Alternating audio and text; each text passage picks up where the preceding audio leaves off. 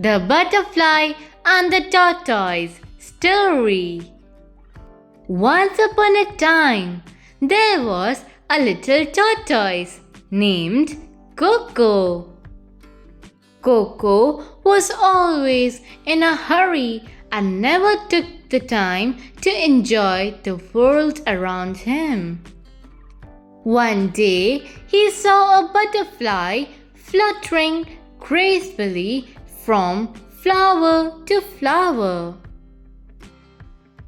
Coco wished he could be as fast and beautiful as the butterfly.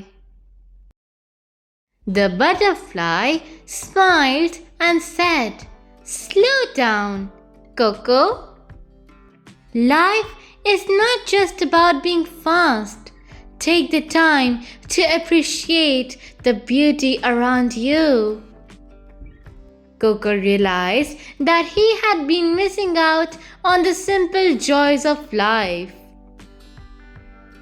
Coco learned to slow down, smell the flowers, and cherish every moment.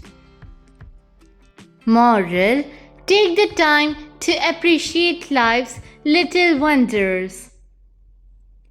Thank you. Please like, subscribe, and get notified.